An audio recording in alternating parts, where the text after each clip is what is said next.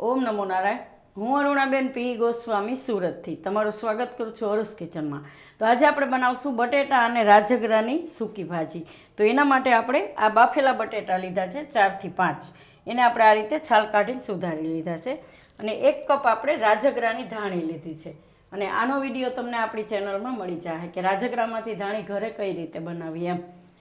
અને 1 આપણે ટમેટું લીધું છે, થોડાક લીલા ધાણા લીધા છે, તીખાસ માટે આપણે લીલા મરચાં લીધા છે થોડાક, અડધું લીંબુ આપણે લીધું છે, અને સિંધાળું મીઠું, થોડાક લીમડાના પાન લીધા છે વઘાર માટે, અને અડધી ચમચી જેટલું આપણે આખું જીરું લીધું છે, અને તેલ જોઈએ આપણે.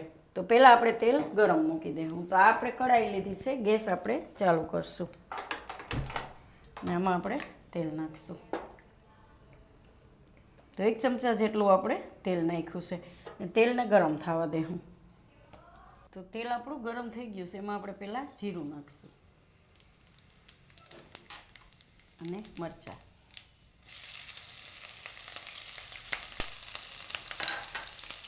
અને લીમડાના પાન.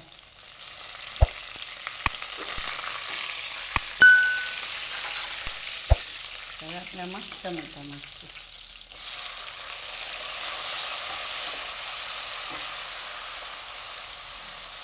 ટમેટાને થોડીક વાર તેલમાં ફેરવી લેવું એટલે એ ફટાફટ પાકી જાય.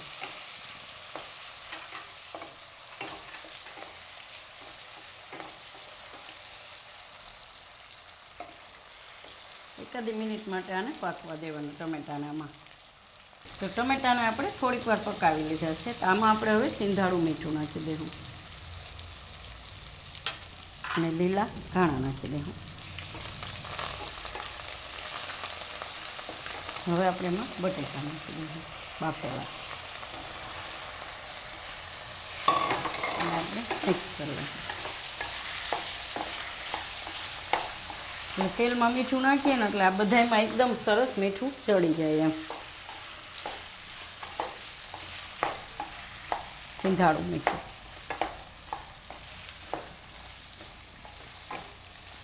હવે આપણે આમાં રાજગરાની ધાણી નાખી દઈશું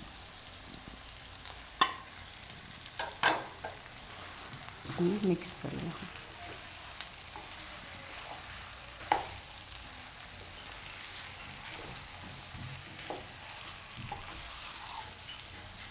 ગેસ ધીમું કરી નાખીશું.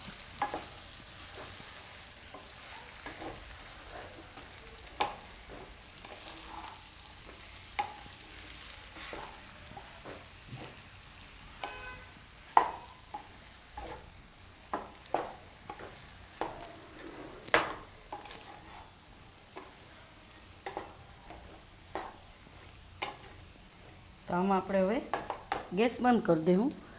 એ થોડાક ધાણા હજી નાખીશું લીલા.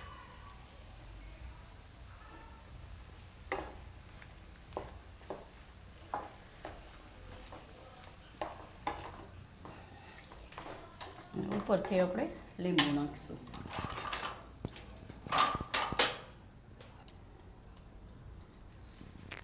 તો લીંબુ તમે તમારા ટેસ્ટ પ્રમાણે નાખી શકો. અડધું નાખવું હોય તો અડધું, આખું જેવું ખાટું ભાવતું હોય એ પ્રમાણે એમ. તો આપણે આમાં અડધું લીંબુ નાખ્યું અને મિક્સ કરી દઈશું. ટમેટા છે એટલે અડધું લીંબુ ઘણું એમ. 1 ટમેટું આપણે નાખ્યું એટલે અડધું લીંબુ નાખીએ એટલે મસ્ત થઈ જાય. તો હવે આપણે આને સર્વ કરીશું.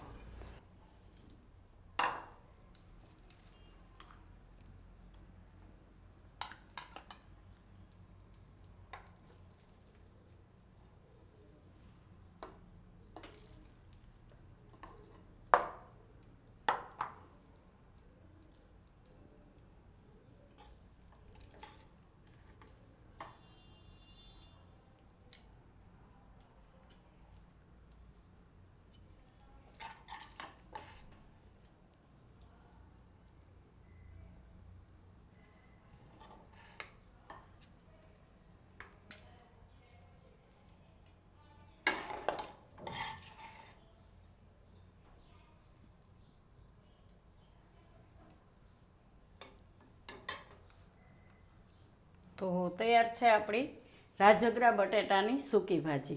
તો જો તમને મારી આ રેસીપી પસંદ આવી હોય તેને લાઇક કરજો, શેર કરજો અને મારી ચેનલને સબસ્ક્રાઈબ કરજો અને બેલ આઇકન દબાવવાનું ના ભૂલતા. કમેન્ટ કરીને કહેજો કે તમને કેવી લાગી આ રાજગરા બટેટાની સૂકી ભાજી.